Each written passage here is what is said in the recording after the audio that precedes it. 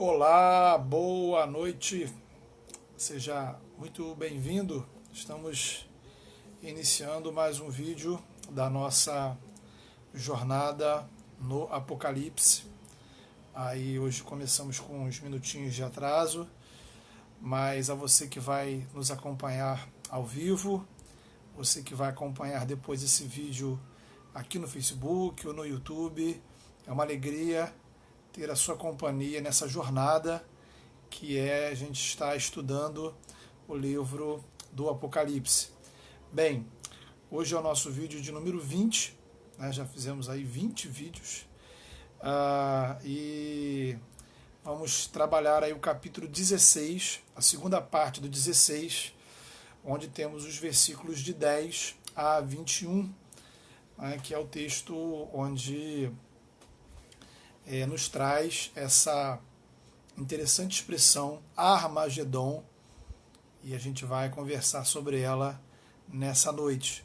Então, muito bem-vindo, é um prazer, uma honra ter você aqui com a gente. Vai colocando aí, à medida que você vai chegando, coloque o seu boa noite aí nos comentários. Se você está nos acompanhando pela primeira vez, está chegando agora, perdeu alguma coisa, fique tranquilo, todos os vídeos dessa série eles estão disponíveis no canal da igreja no YouTube e também aqui na página do Facebook, tá? E se alguma explicação, alguma coisa não ficar muito clara para você, pode postar aí a sua pergunta, que a gente vai tentar aqui ao vivo responder e conversar com você sobre esse tópico. Bem, estamos aí no capítulo 16. Esse capítulo é o capítulo onde temos a sequência das taças. A gente já viu que as 7 taças, elas são apresentadas para a gente no capítulo 15. O capítulo 16 descreve o derramar dessas taças, as taças da ira de Deus, e elas representam juízos parciais de Deus ao longo da história da humanidade. Juízos que vão acontecendo de uma forma progressiva, culminando no grandioso dia da vinda de Jesus com o juízo final. Ok? Então, as taças trazem essa realidade. Elas estão em paralelo com as 7 trombetas e os 7 selos. Especialmente, existe uma relação entre o conjunto das taças e o conjunto das trombetas, que aparece a partir do capítulo 9. Cada uma das taças do capítulo 16 retoma um aspecto das trombetas, da narrativa das trombetas. E ambas as sequências, taças e trombetas, vão fazer referência às pragas que Deus derramou sobre o Egito no contexto da libertação do povo de Israel no Êxodo. Então o Apocalipse ele vai estabelecer o seguinte paralelo espiritual. Assim como os israelitas lá no Egito estavam vivendo debaixo de uma opressão, o povo de Deus também está debaixo da opressão do sistema maligno da Babilônia. Lá quem oprimia o povo de Israel, o povo de Deus, eram os egípcios. Aqui é a Babilônia. Em ambos os casos, o clamor do povo de Deus sobe aos ouvidos do Senhor. A gente viu especialmente lá no capítulo número 6, no contexto dos selos, como a oração da igreja que está sendo perseguida, ela chega aos ouvidos de Deus de uma forma toda especial.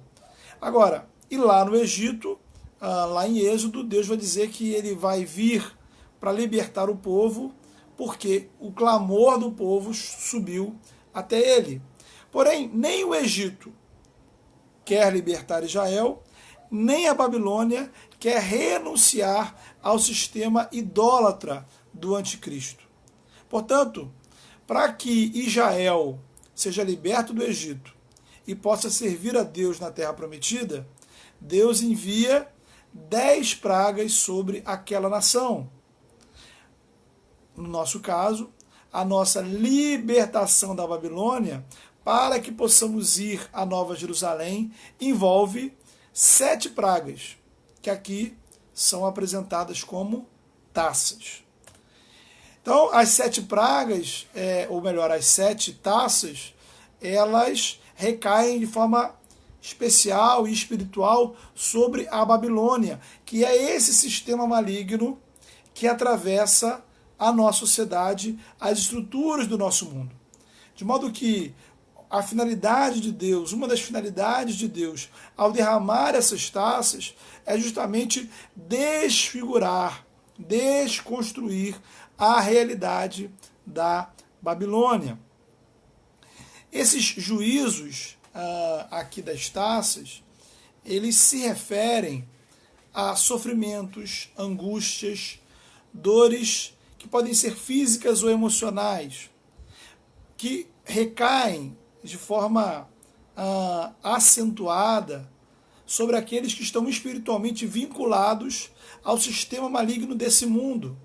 Pessoas que ainda não foram transportadas do reino das trevas para o reino de Deus.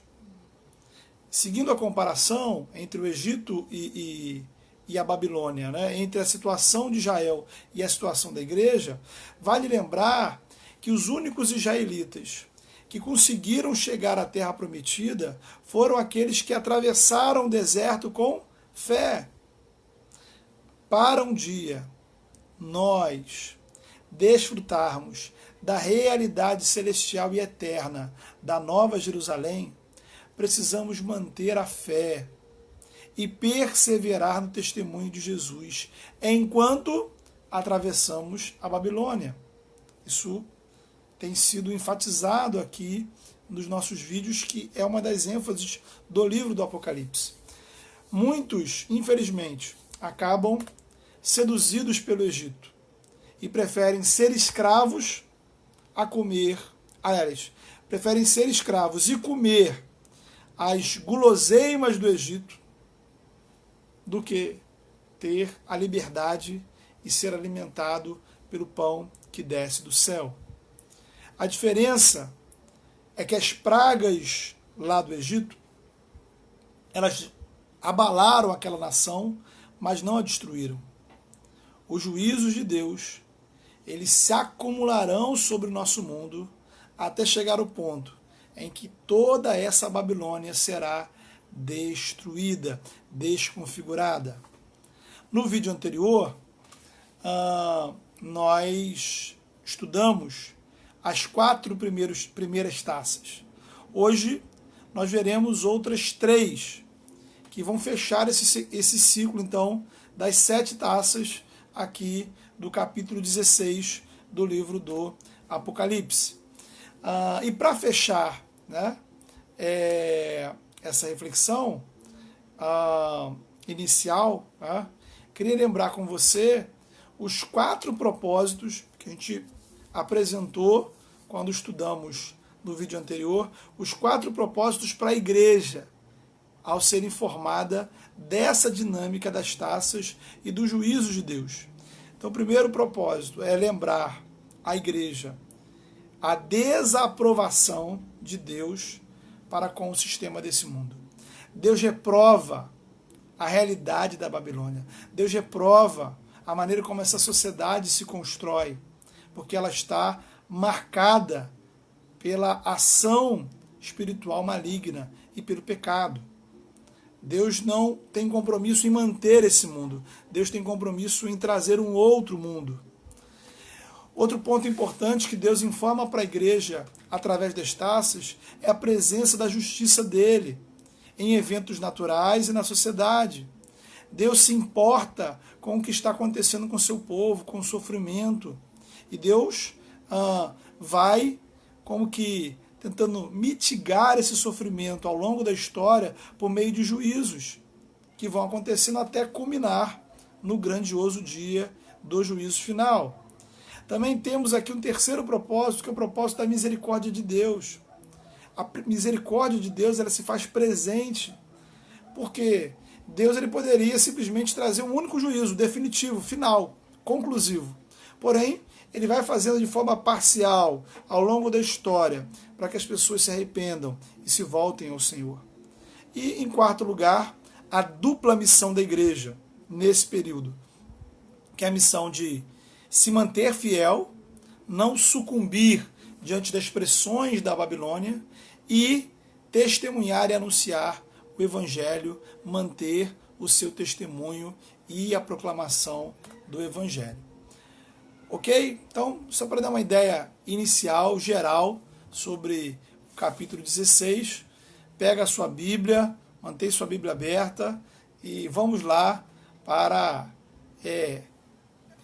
estudarmos aí o capítulo 16, do versículo 10 até o versículo 20. Bem, o primeiro ponto que temos é que a quinta taça ela é derramada sobre o trono da besta. Então veja, quando a gente pensa nessa taça, nesse juízo sendo derramada sobre o trono da besta, a ideia não é um lugar específico, tá? Não é pensar em um palácio, um trono, um castelo, a sede de um governo, tá? Mas pensar esse trono da besta como representativo desse governo maligno instalado nesse mundo. Justamente o juízo de Deus está vindo sobre esse governo invasor, esse poder paralelo. E justamente a Babilônia representa esse governo. No capítulo 17, versículo 18, vai dizer assim: a Babilônia é a grande cidade que reina sobre os reis da terra. Então, a sétima trombeta, ela vai descrever a chegada triunfante de Jesus como a plenitude do reino de Deus. Então nós temos um problema aqui, digamos assim, uma luta de reinos. Existe o reino que se estabeleceu nesse mundo, que se estabeleceu nessa terra, que é um reino invasor, que é um poder paralelo, é um reino marcado pelo pecado, marcado pela ação maligna. Esse reino está estabelecido aqui no mundo, e existe o reino de Deus, o reino inaugurado no ministério de Jesus. E quando Cristo voltar, no momento da sua segunda vinda, então esse reino do mundo passará a ser de forma definitiva o reino de Deus. Então haverá um único reino, porque este mundo, esta terra, este planeta refletirá os valores do reino de Deus de forma plena e definitiva. Então, no capítulo 11, verso 15, o texto vai dizer assim: o sétimo anjo tocou a trombeta. Então a sétima trombeta, ela fala para a gente desse último dia, desse último momento. E houve nos céus grandes vozes dizendo: o reino do mundo se tornou do nosso Senhor e do seu Cristo, e ele reinará pelos séculos dos séculos. Então, o reino do mundo se tornou do Senhor, e ele reinará pelos séculos dos séculos. É interessante observar que quando Jesus começa o seu ministério, justamente ele vai começar com a seguinte frase: o reino de Deus chegou até vós. Se você ler, por exemplo, o Evangelho de Marcos, a primeira pregação de Jesus é sobre a chegada do reino. Então, o ministério terreno de Jesus, a encarnação do Filho de Deus, o evento da encarnação, a morte de Jesus, a ressurreição de Jesus, a exaltação de Jesus, esse evento, esse conjunto de eventos relacionados à obra de Jesus, eles inauguram o reino de Deus. Ok? Porque a realidade do mundo, como eu já falei, está sob a opressão maligna. O anticristo não é aquele que virá. O anticristo é aquele que já está atuando no mundo. Lembra que a gente viu quando estudamos o capítulo 13. Por isso o ministério de Jesus na terra, ele é marcado por exorcismos. Isto é, a expulsão de demônios, ela simbolizava a expulsão desse poder invasor. Então, não apenas Jesus estava libertando pessoas, mas Jesus estava, digamos, inaugurando, mostrando que o reino dele chegou aqui na terra. O reino de Deus começou a ser estabelecido. E aí vai ter uma batalha, que vai culminar lá no que a gente vai ver no chamado Armagedon. Bem, o texto vai dizer que esse reino, o juízo de Deus sobre o trono de Satanás, resultou em trevas. Então é interessante pensarmos sobre essa realidade das trevas. Veja, a 9ª praga que Deus envia ao Egito, ela era a praga das trevas, justamente das trevas. Lá no contexto do Êxodo, essa praga significava, ou apontava, indicava, né, a superioridade do poder de Deus sobre o sol. Pois para os egípcios, o sol era uma divindade. Né? Deus Sol. O próprio faraó se considerava a encarnação dessa divindade. Então, quando tudo está em trevas, isso significava que o poder de Deus, o poder do Deus do povo de Israel, era superior a qualquer divindade existente lá entre os egípcios. No contexto da Bíblia e da tradição judaica anterior ao Apocalipse, trevas vão indicar para a gente essa realidade do medo, essa realidade do pecado, essa realidade da ação maligna. Veja, Jesus disse assim: eu sou a luz do mundo. Quem me segue não andará em trevas. João 8,12. Então, atente para quem me segue. A gente viu que aqueles que acabam sucumbindo para a realidade da Babilônia são os seguidores da besta, os seguidores do anticristo. Então, quando eu sigo a Jesus, aquele que me segue não anda em trevas. Colossenses 1 vai mostrar que existem na terra esses dois reinos, o reino das trevas e o reino de Deus em Jesus. A experiência espiritual da conversão, ela é descrita em Colossenses justamente como eu sair do reino das trevas e vir para o reino da luz. É ser tirado de um reino e ser levado para outro. Efésios 5, versos 8 e 9, tem um texto muito interessante que eu chamo a sua atenção. Diz assim: porque outrora vocês eram trevas, mas agora são luz no Senhor. Então, antes de Cristo, nós éramos o quê? Trevas. Em Cristo nos tornamos luz. E aí ele vai exortar: portanto, vivam como filhos da luz, pois o fruto da luz consiste em bondade, justiça e verdade. Então, as trevas, elas simbolizam uma série de coisas negativas na Bíblia. Né? Então, em primeiro lugar, e de modo geral, para além da Bíblia, na cultura antiga e até hoje. Então, trevas simbolizam medo. A gente tem a realidade do medo do escuro, não é verdade? Então, o escuro nos traz medo, é o medo do que a gente não vê. Então, o escuro acaba sendo associado a essa realidade das trevas, da noite, da escuridão, da falta de luz, com a ação de criaturas malignas, de criaturas monstruosas. As trevas, ela também está associada à angústia. Veja que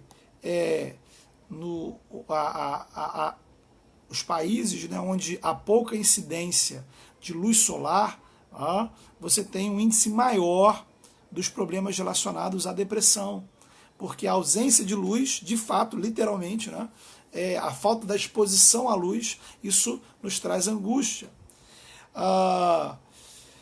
As trevas também simbolizam a questão da vergonha, das coisas ocultas, coisas que a gente faz, que queremos esconder, coisas que se faz, que as pessoas fazem e elas querem manter no esquecimento, elas querem manter nas trevas, elas não querem que sejam reveladas.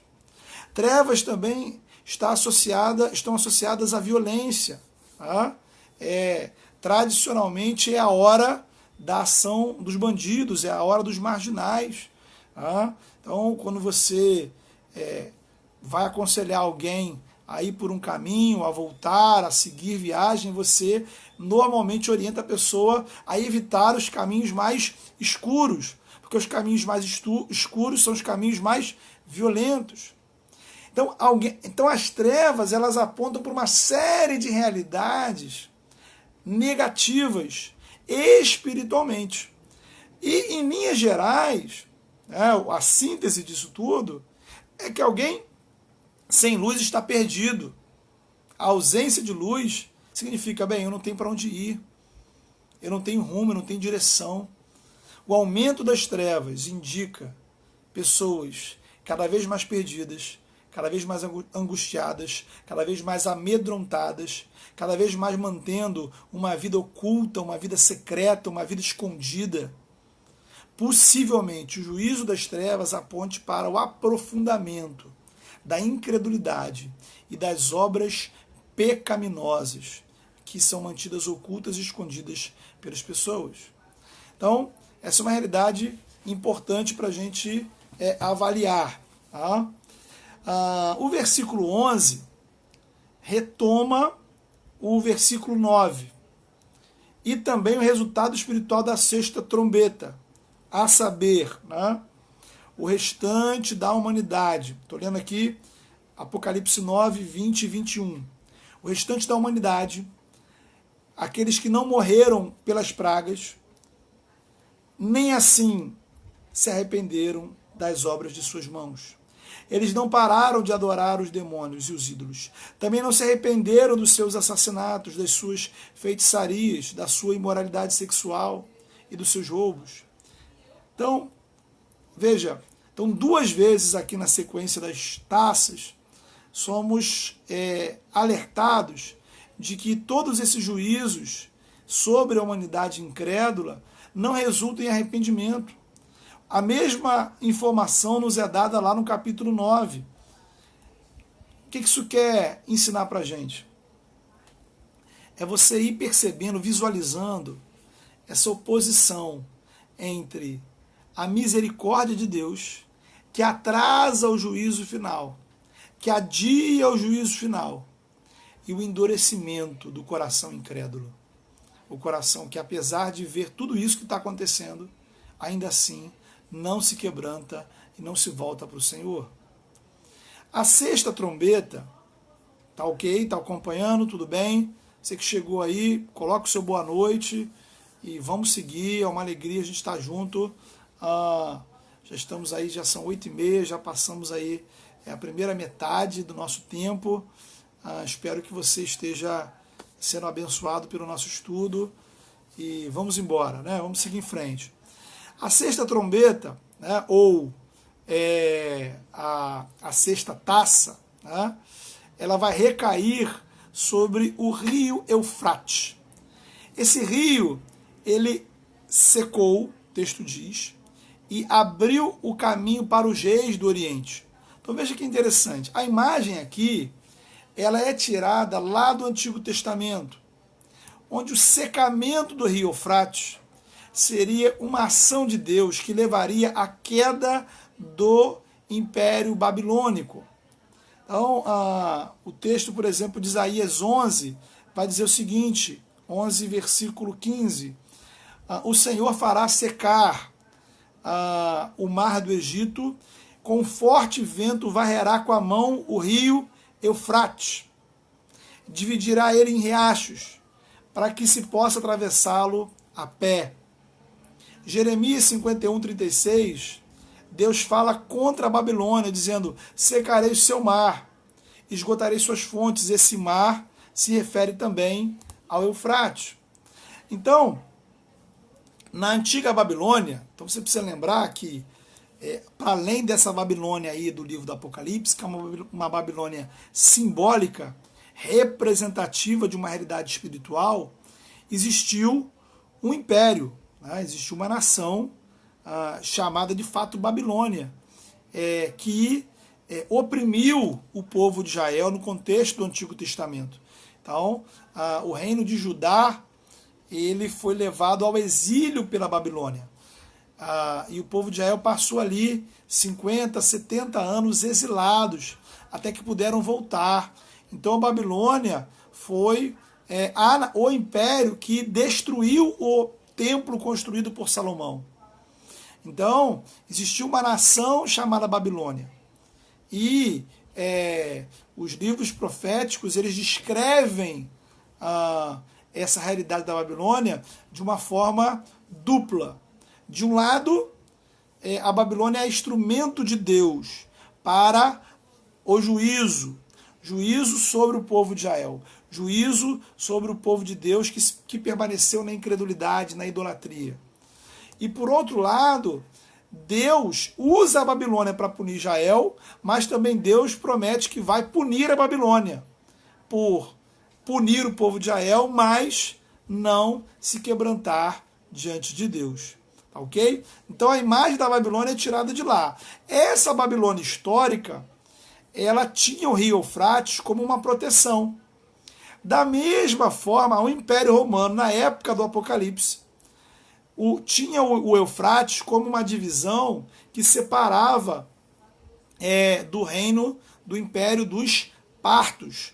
Os partos eram os grandes inimigos dos romanos. Então o Eufrates, ele fornecia esse limite leste para o Império Romano. O Eufrates impedia os partos de invadirem com facilidade os domínios do Império Romano.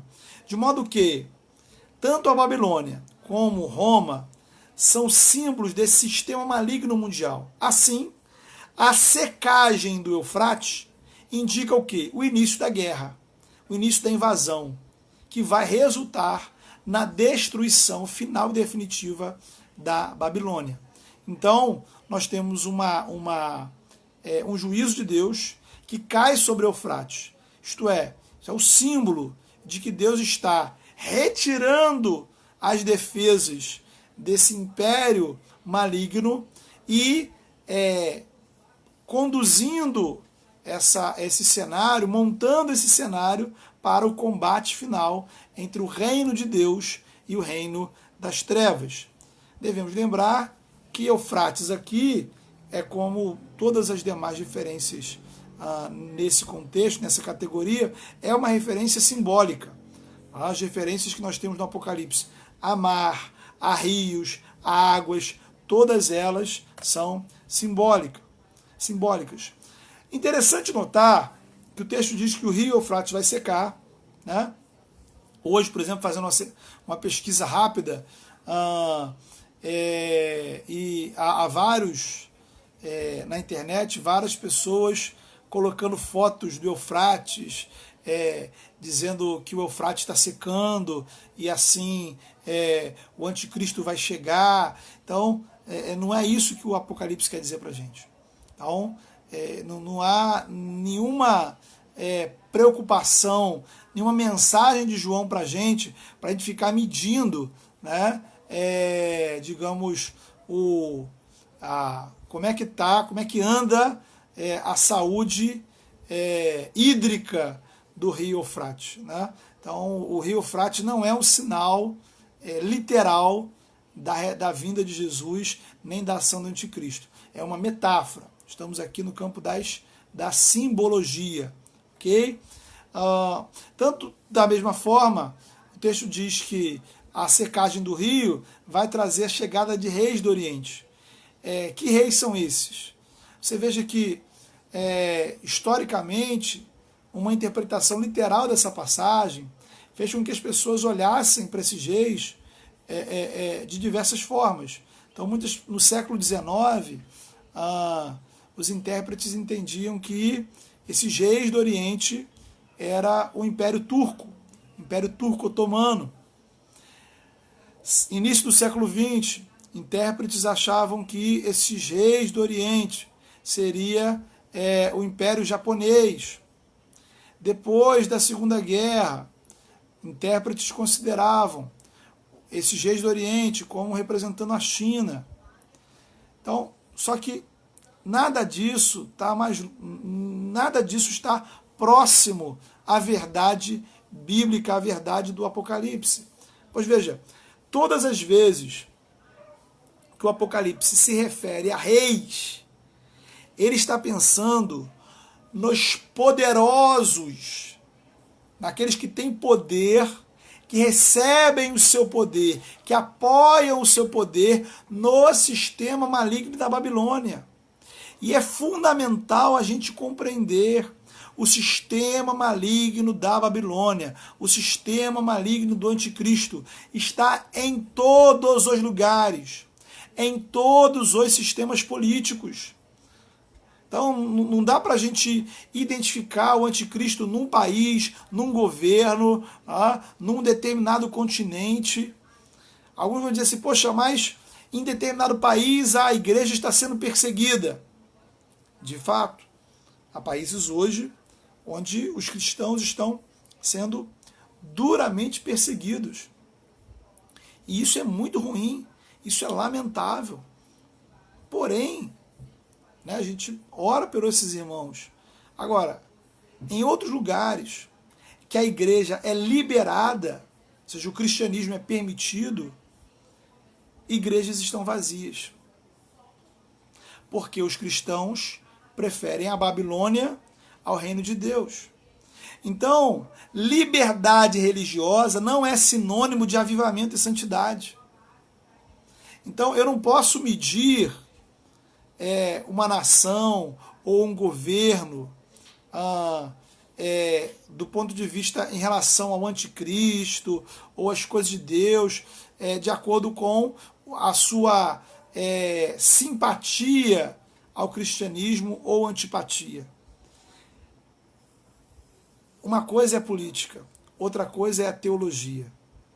E o livro do Apocalipse nos convida a uma leitura espiritual da sociedade humana, que nos faz, ou deveria nos fazer, críticos de todos os sistemas, todos os governos, toda a representação concreta e histórica da sociedade humana. Porque o nosso paradigma está no reino de Deus. Então, eu não tenho que ficar procurando onde vai estar o anticristo.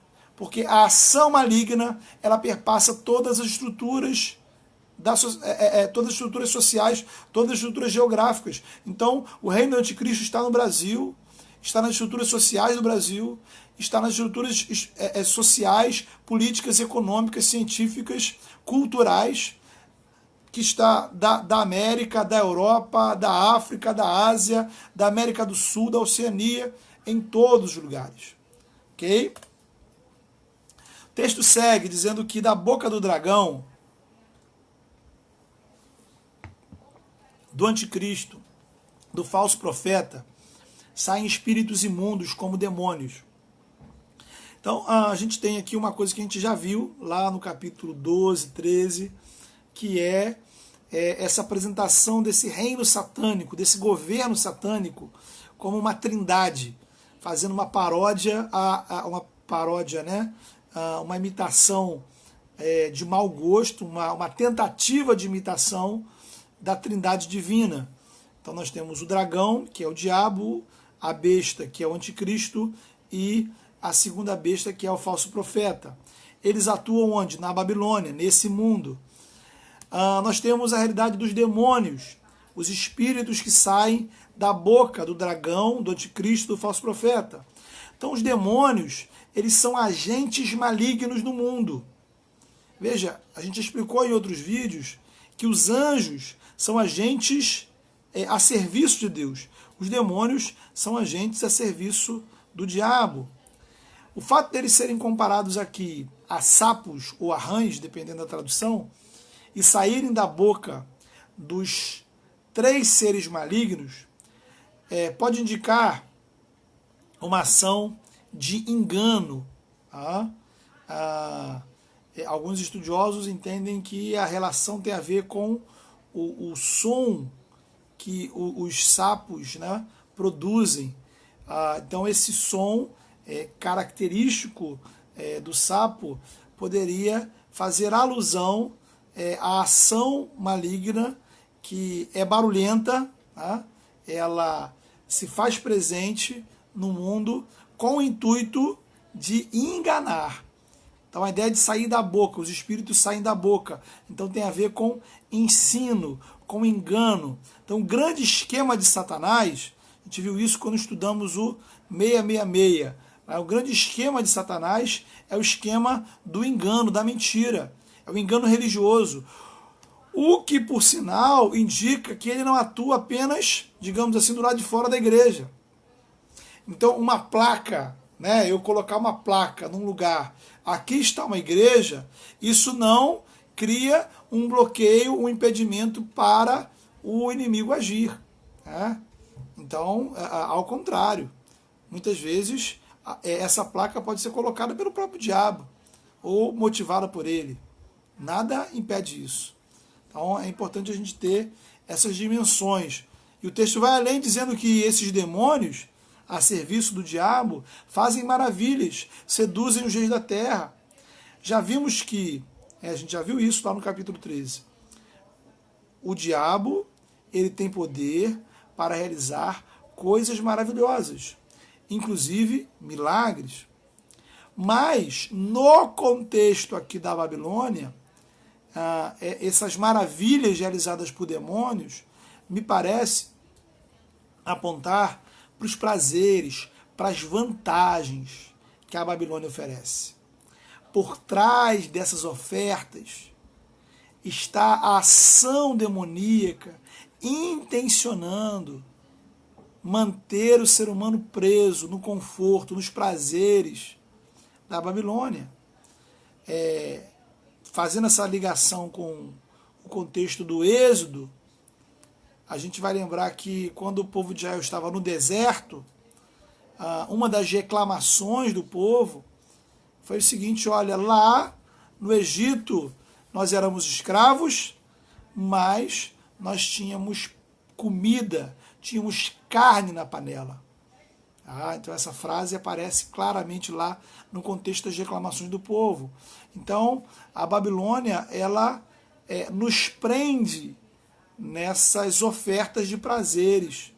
Então essas maravilhas podem não ser, aqui nesse caso, milagres, mas podem ser coisas, prazeres, confortos, luxos que são disponibilizados pela Babilônia no contexto de uma vida fora da vontade de Deus. Bem, e essa é a perspectiva espiritual ao longo da história. Nós não estamos falando aqui de algo que vai acontecer no final dos tempos. É algo que está instalado e já está acontecendo. E aí a gente chega à parte onde os reis da terra se reúnem no lugar chamado Armagedon, para a guerra do grande dia do Senhor Deus. Então veja, os livros proféticos, os profetas do Antigo Testamento, eles em diversos lugares vão descrever esse momento anterior ao juízo final, da chegada da definitiva plenitude do reino, esse momento anterior como uma grande batalha entre os reis das nações e o Senhor. Os reis das nações, eles funcionam como representantes da Babilônia. A guerra acontece porque, veja que um ponto interessante, os reis da terra querem fazer a manutenção da Babilônia. Então, da onde vem a expressão Armagedon? E aí, você sabe? Qual é a sua hipótese, a sua opinião aí? Então, Armagedon é uma expressão formada do hebraico. A primeira parte da palavra, Ar, significa monte, montanha. Magedon, o restante, a segunda parte da palavra, é uma forma que se refere ao lugar chamado Megido. Magedon, Megido. Então, Har Magedon é a montanha de Megido, ou o monte de Megido. Então, Megido é um lugar, né, ali nos arredores de Israel. Na verdade, é uma planície, né? E existem algumas referências a esse lugar, Megido, no Antigo Testamento, que podem nos ajudar a entender aqui o Apocalipse. Zacarias, capítulo 12, né, o profeta Zacarias, fala de uma batalha no final do tempo entre as nações e Israel. E o Apocalipse mostra que nações representam a Babilônia lutando contra o povo de Deus, isto é, Israel. Diz lá Zacarias 12. Naquele dia procurarei destruir todas as nações que atacarem Jerusalém. Naquele dia muitos chorarão em Jerusalém, como os que choram em Haddad Rimon, no vale de Megido. Agora, há aqui um aspecto metafórico muito importante, porque é algo que já está acontecendo essa batalha, né? Existe uma batalha espiritual já instalada, e ela vai progredindo até chegar a um clímax. Então, o Armagedon é o clímax da batalha espiritual já instalada. Tá? Então, tira essa coisa da cabeça aí, de filme hollywoodiano, né? De Armagedon como uma batalha militar, né? Uma guerra atômica, uma guerra nuclear, esse tipo de coisa, né? Está longe, distante, né? Da realidade do livro do Apocalipse. Estamos aqui no nível de batalha espiritual. Tá? Não estamos falando de armas concretas, né? De armas de fogo, de armas militares. É uma batalha de outro nível. É uma batalha que atinge o cosmos. É muito maior do que o planeta Terra. É uma batalha que se passa na realidade celestial. Se você for ver lá nos capítulos anteriores, a gente viu no capítulo 12 que essa batalha começa nos céus. Então é uma coisa assim, de uma outra dimensão. Tá? Então, nós temos visto, né, para você que tem acompanhado os nossos estudos, desde o capítulo 11, que existe esse contexto espiritual que a gente está vivendo, segundo o retrato do Apocalipse, é um contexto de perseguição explícita do mundo contra a igreja. Então, veja, capítulo 11 falou das duas testemunhas que representavam o povo de Deus, você lembra? O povo de Deus do Antigo e do Novo Testamento. Então o texto vai dizer o seguinte, capítulo 11, verso 7, diz assim: quando tiverem então concluído o testemunho que devem dar, a besta que surge do abismo, o anticristo, pelejará contra elas, e as vencerá e a matará. Então, há uma perseguição. A gente viu que há uma batalha que leva ao silenciamento da igreja. Apocalipse 17, 14 vai dizer: pelejarão eles contra o Cordeiro, e o Cordeiro as vencerá, pois é o Senhor dos senhores e o Rei dos reis. Vencerão também os chamados, eleitos e fiéis que se acham com ele. Apocalipse 19, versículo 19. E vi besta e reis da terra com os seus exércitos congregados para pelejarem contra aquele que estava montado no cavalo e contra o seu exército. Então, está percebendo? Batalha, peleja, de quem? Da besta, dos reis da terra, ou seja, dos poderosos da Babilônia contra o povo de Deus. E, por fim, Apocalipse 20 vai dizer: e Satanás sairá a seduzir as nações que há nos quatro cantos da terra, Gog e Magog, a fim de reuni-las para a peleja. Então, essa guerra, né, o que a gente tem aqui? Que, já existe uma batalha espiritual, ok? Instaurada desde que o mundo é mundo, desde a queda de Adão e Eva. 2. A partir da morte e ressurreição de Jesus, tá, essa batalha se tornou, digamos, mais ferrenha. Tá? Então, é parte da ação maligna perseguir os seguidores do Cordeiro. Isso está lá no capítulo 12, no contexto dos descendentes da mulher. O diabo ele tentou matar Jesus, não conseguiu, e ele passa a perseguir a igreja. Okay? Então, o que caracteriza essa era, no capítulo 11, é a perseguição do mundo contra a igreja. Capítulo 12, perseguição do diabo contra os seguidores do Cordeiro. Capítulo 13, ação da besta do anticristo, perseguição, e por aí vai. Então, desde o 11, nós estamos seguindo nessa toada. Aí a Ana Paula pergunta aqui, a perseguição ficará pior? Até que ponto? Então, é essa pegada, Ana Paula. A perseguição, ela vai ganhando contornos cada vez mais dramáticos. Tá? Até que ponto? Né? Então, é difícil dizer para você assim, qual é o ponto máximo, o ponto definitivo. Porque em vários lugares diferentes do Novo Testamento, a gente tem referências sobre esse ponto final, digamos assim, esse ponto de virada. Tá? A gente tem, por exemplo, a perspectiva do capítulo 11, de que as testemunhas, né, serão silenciadas pela besta. Então vai chegar um ponto onde a igreja ela será a tal ponto perseguida que ela silenciará o seu testemunho. Não é que a igreja será extinta, mas ela será silenciada. Você tem referências de Jesus dizendo que ele virá, a vinda dele vai acontecer quando o evangelho for pregado a todas as nações.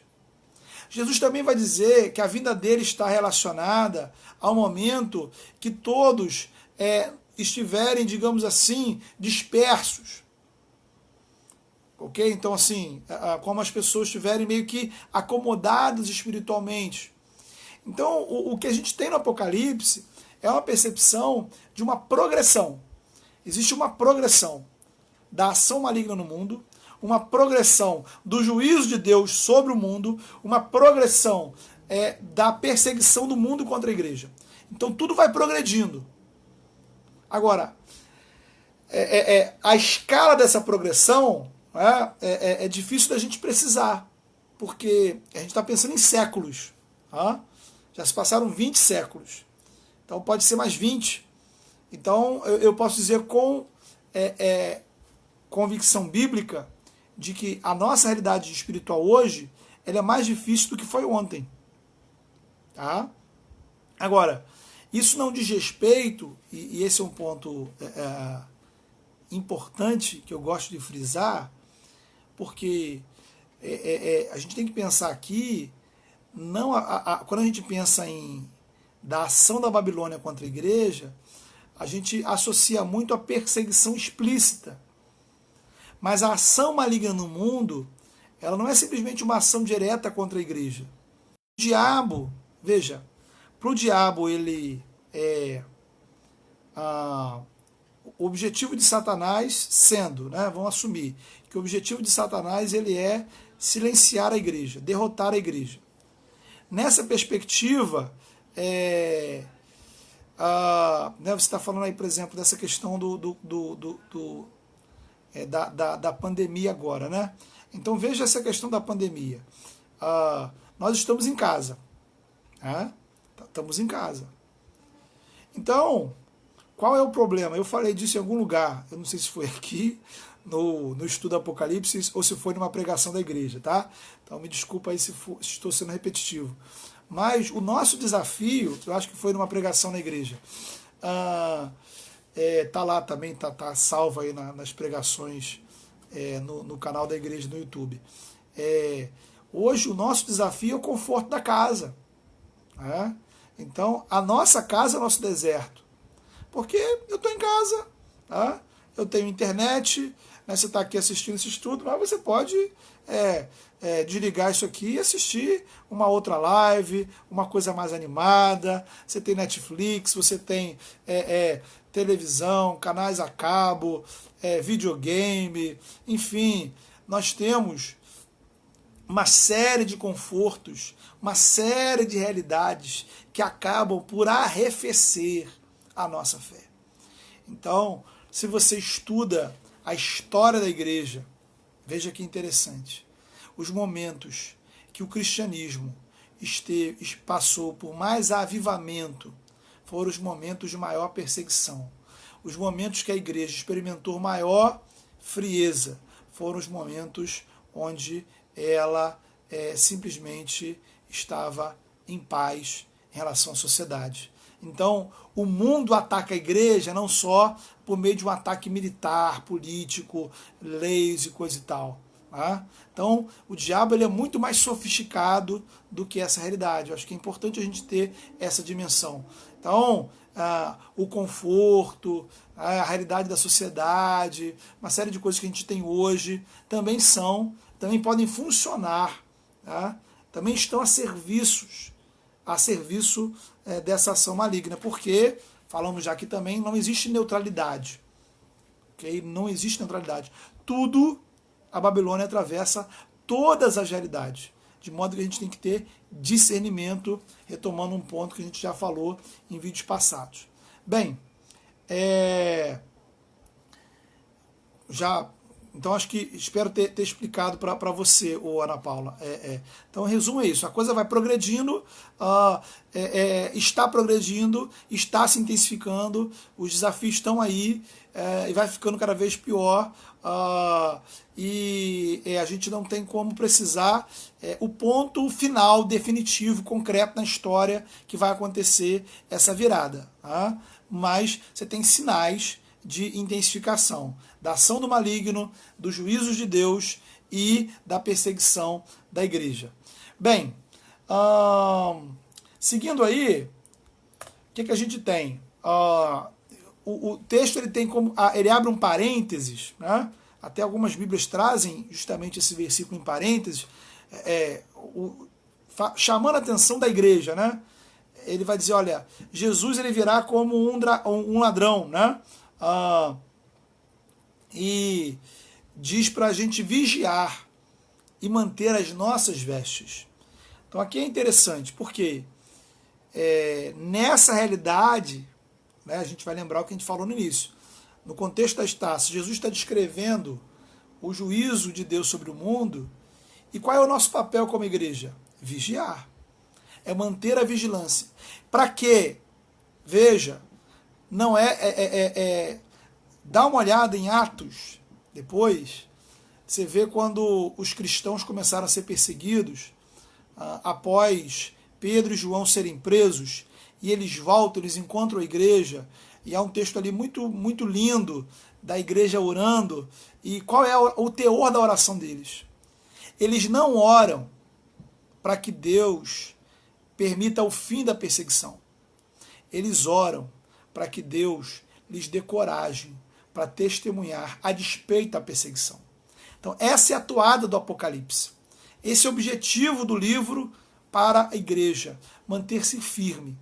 Então, não há ilusão de que a perseguição vai melhorar, diminuir, nem há pretensão em relação a isso. O objetivo é nos mantermos perseverantes. Por isso, o vigiar as vestes. As vestes no Apocalipse se referem às nossas atitudes, né? As atitudes que a gente traz, os atos que a gente traz.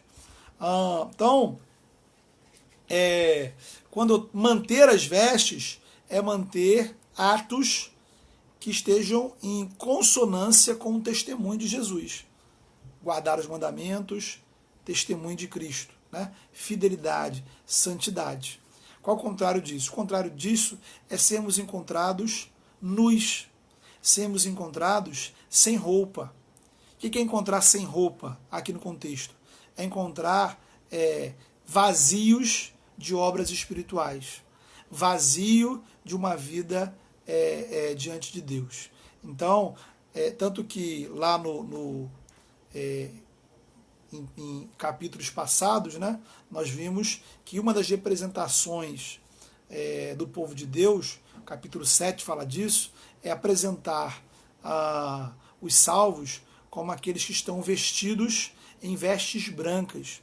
Isto é, o que a gente falou lá? Que apesar dos nossos erros, das nossas falhas, pelo sangue de Jesus, pela graça de Cristo, nós somos santificados, somos remidos.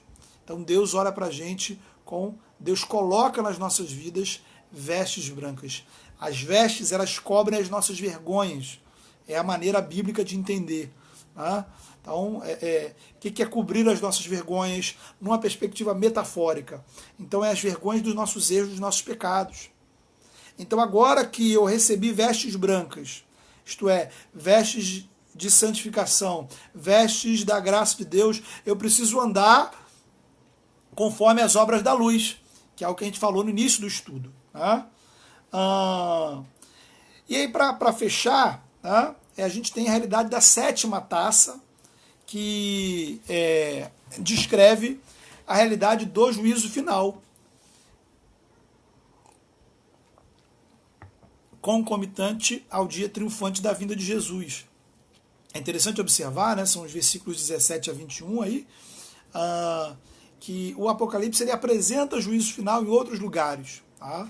Então depois você pode olhar, né, a perspectiva da sétima trombeta, por exemplo, que traz esse contexto, descreve essa realidade da vinda de Jesus trazendo o juízo.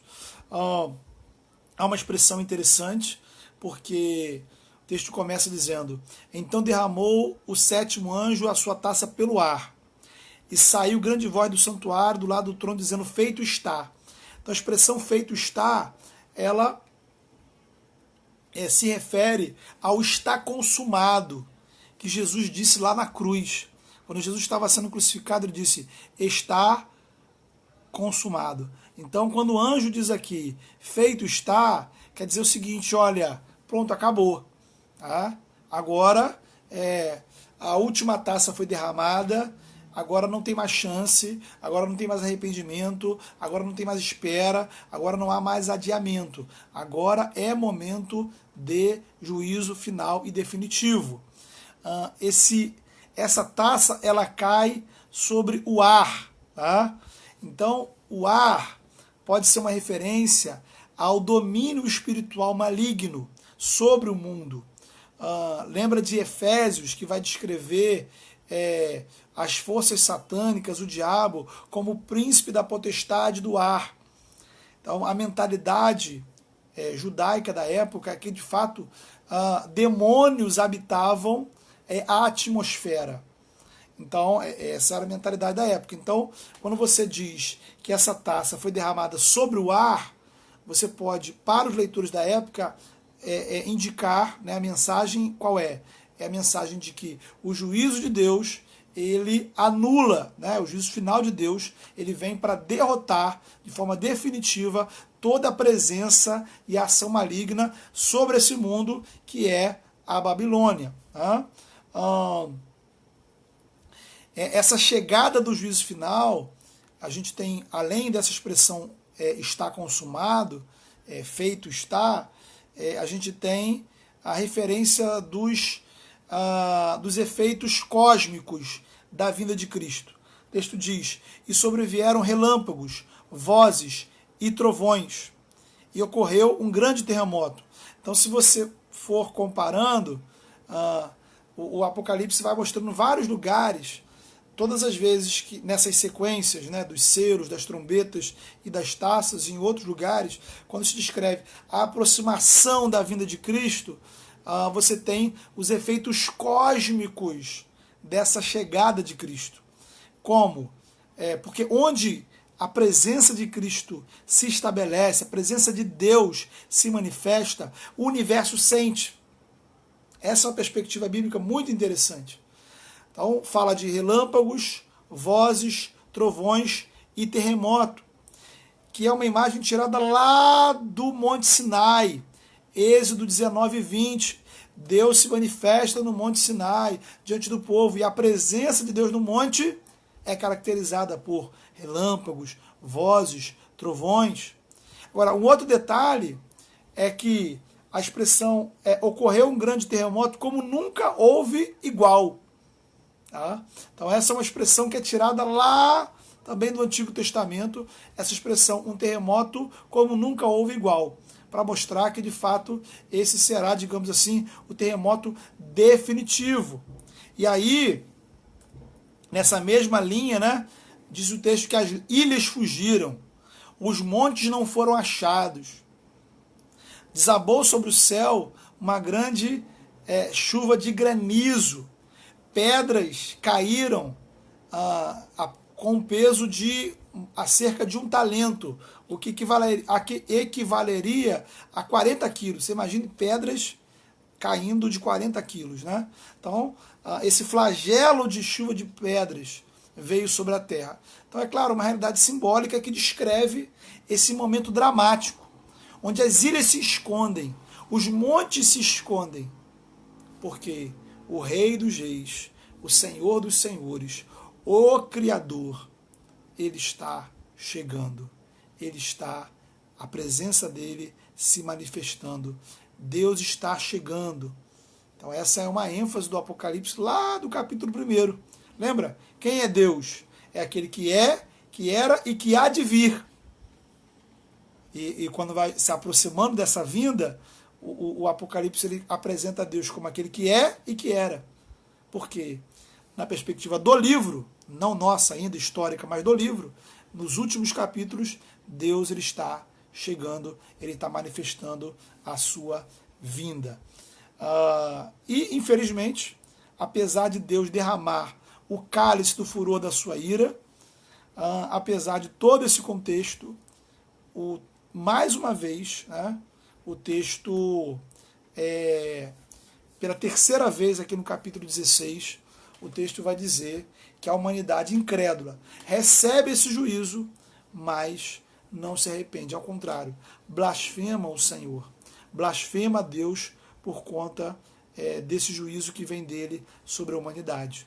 Então isso também nos mostra que a gente vê, por exemplo, um cenário como esse que estamos vivendo agora, de pandemia ou de guerra e qualquer outro cenário, que as pessoas elas discutem a política, discutem nas redes sociais, discutem uma série de coisas.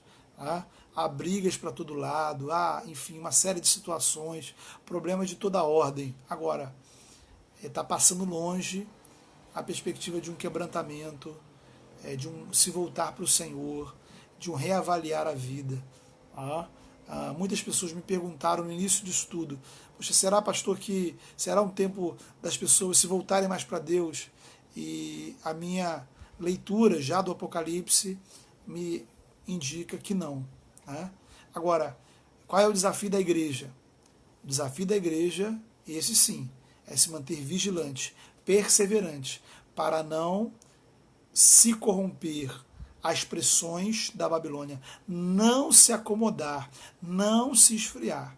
Tá? Então, talvez esse cenário seja um cenário propício ao esfriamento da igreja. E é esse esfriamento que a gente deve combater e lutar para mantermos firmes o testemunho de Jesus e o anúncio do Evangelho.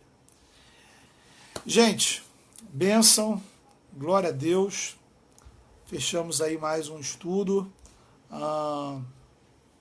Você que chegou aí, coloque seu boa noite aí para a gente agradecer a sua presença. Espero aí que você tenha compreendido e eu tenha conseguido me fazer entender, né, sobre essa dinâmica aí do capítulo 16, que traz essa realidade das taças e dessa luta espiritual instalada no mundo.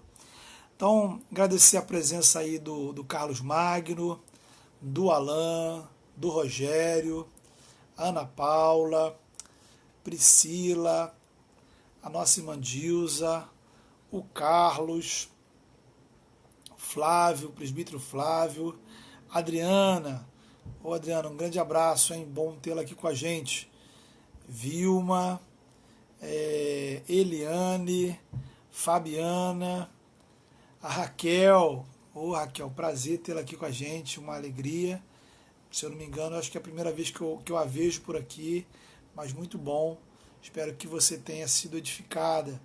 O Marcos e a Thaís, né, se eu não me engano, é o Marcos que foi nosso aluno lá no seminário, está lá no Espírito Santo.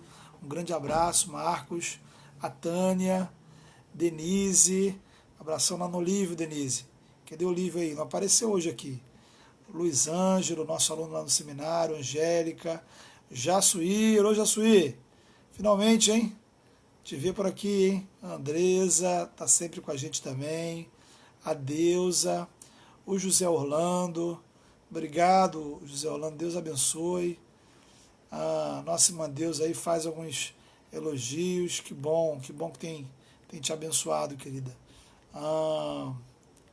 Vamos lá. Vamos ver se tem mais alguém.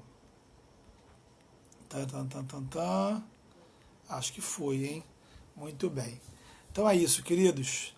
Boa noite. Espero vê-los na próxima segunda-feira. E aí vamos para o capítulo 17. 17 do Apocalipse. E aí a gente vai aprofundar nessa questão aí da destruição, né, da Babilônia, da desconfiguração da Babilônia. A Denise está falando que o Olívio assiste no YouTube. Isso aí, tudo fica lá no YouTube. Manda ele acompanhar. Deus abençoe, gente. Um abração. Boa noite.